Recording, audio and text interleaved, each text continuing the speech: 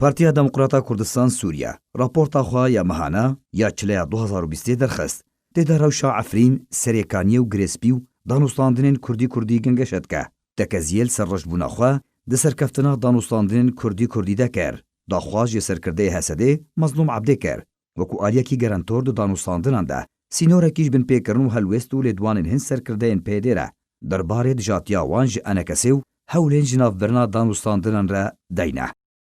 Di raporta Komîta Navendî ya Partiya Demokrata Kurdistan Sûriya de ya meha çileya 2020 de derbarê Rojavaya Kurdistanê wiha hatiye. Derbarê rewşa Efrîn, serêkanî û girêspî, dê kar û daxwaz û hewl, diriya enekesê û ofîs û saziyên wê yan jî diriya pedekesê re bi awayekî rasterast ji bo danîna sînorekî ji kiryar û binpêkirinên berdewam jariyê grûpên çekdar ve dermafê gelê Kurd li Efrînê û serêkaniyê û girêspî berdewam bên ku soz hene hinrê kar werin encamdan çaksaziyek divê derbarê de were kirin.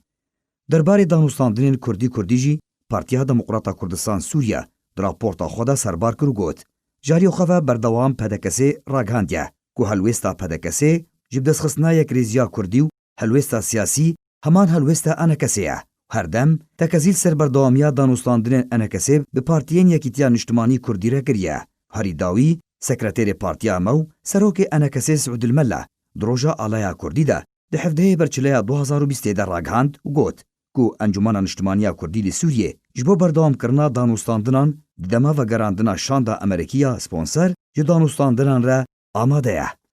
Derbarê helwestên partiyên Yekîtiya Niştimanî Kurdî û rola Mezlûm Ebdê serkirdeyê Hesedê jî Partiya Demokrata Kurdistan Sûriya di raportê de tekez kir û got helwêsta aliyê din di danûstandinan de cihê metirsî û nearamiyê ye û helwêsta wan di lêdwanên hin serkirdeyên wan û kiryarên hin aliyên wan di dijatiya enekesê û partiyên wê de bi armanca ji navbirina danûstandinan tê xuyanî. Ji aliyê xwe ve em tekeziyê ser daxwaz û niyaza xwe di berdewamkirina danûstandinan de dikin. Lê pêwîst e aliyê din yê danûstandinan sînorekî ji binpêkirinên pir zêde û xuya ku li dijî danûstandinan têne kirin deyne. Gwezin de herî mezin di bingeha xwe de ji Mezlûm Ebdê tê kirin.